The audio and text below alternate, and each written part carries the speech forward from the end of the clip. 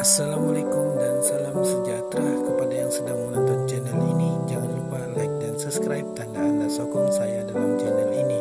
Hari ini saya akan kongsikan berkaitan isu KWSP. KWSP perlu membuat perincian data simpanan ahli. Kuala Lumpur, perangkaan seramai 3.6 juta ahli KWSP ataupun kumpulan wang simpanan pekerja mempunyai simpanan kurang RM1000 dalam situasi yang membimbangkan kepada pekerja secara spesifik dan kepada pasaran buruh secara amnya. Pakar ekonomi Profesor Madya Dr. Muhammad Yusuf Sahari berkata, beberapa faktor mempengaruhi perangkaan demikian termasuk kemudahan pengeluaran tersebut. Pengeluaran sebelum ini, maafkan saya. Antaranya seperti Aisinar, pembayaran ansuran rumah dan iuran pengajian yang turut berkemungkinan menyumbang kepada angka itu. Wujud juga kecenderungan ahli KWSP yang tidak aktif mencarum kerana beralih kepada sektor pekerjaan bersifat tak formal.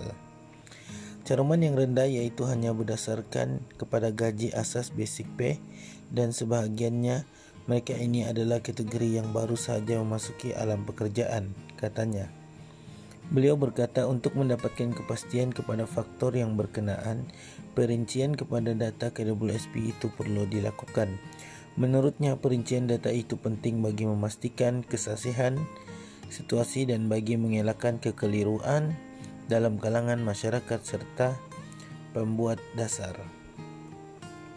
Umpamanya jika simpanan berkurangan menjadi RM1000 adalah terdiri daripada golongan muda yang baru memasuki pasaran buruh dan mereka ini telah membuat pengeluaran Aisinar.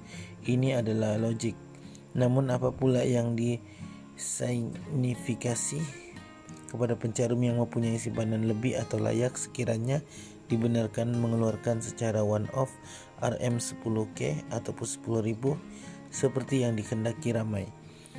Saya cenderung berpandangan kemudahan pengeluaran KWSP ini sepatutnya menjadi benteng terakhir pekerja, katanya.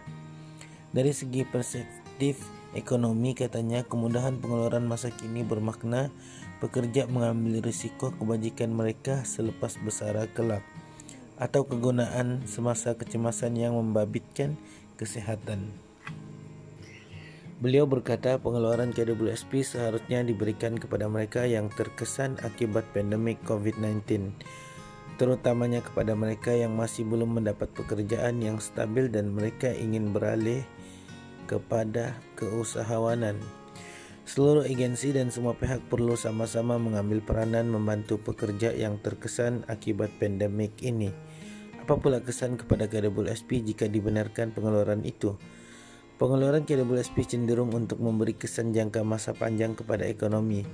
Kepada pekerja, mereka mengambil risiko kebajikan atau manfaat selepas bersara. Malaysia sedang menuju sebuah negara tua yang mana jangka hayat akan lebih panjang, katanya. Justru beliau berkata keadaan itu menuntut kepada kedudukan kewangan yang lebih kukuh apabila bersara kelak. Contoh mudah, katanya, jika seseorang individu bersara pada umur 60 tahun dan jika dia hidup sehingga umur 70 tahun, manakala keperluan bulanan pula sekitar RM1.500, beliau berkata untuk tempoh itu, individu berkenaan memerlukan RM180.000 untuk kelangsungan atau survival selama 10 tahun. Manakala kepada ekonomi pula, pengeluaran KWSP ini dijangka mengurangkan kapasiti pelabur ke atas ekonomi. Pelabur diperlukan dalam ekonomi bagi memastikan pertumbuhan yang lebih stabil di masa hadapan. Apabila pelabur berkurangan, ini juga memberi risiko ekonomi di masa hadapan, katanya.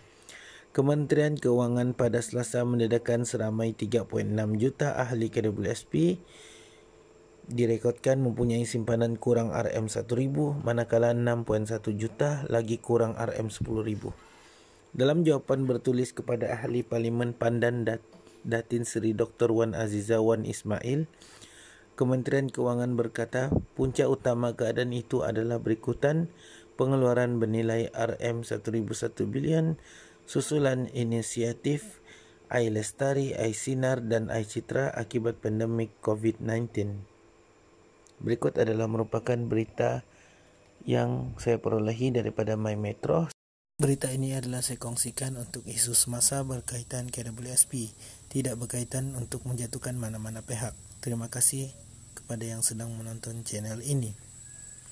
Dan jangan lupa like dan subscribe tanda Anda sokong saya dalam channel ini. Saya mengambil kesempatan ini untuk mendoakan semoga yang sedang menonton channel ini ataupun kita semua dalam keadaan yang sehat dan dimurahkan rezeki. Terima kasih guys. Jangan lupa subscribe ya. Subscribe itu free guys, percuma. Oke guys, bye.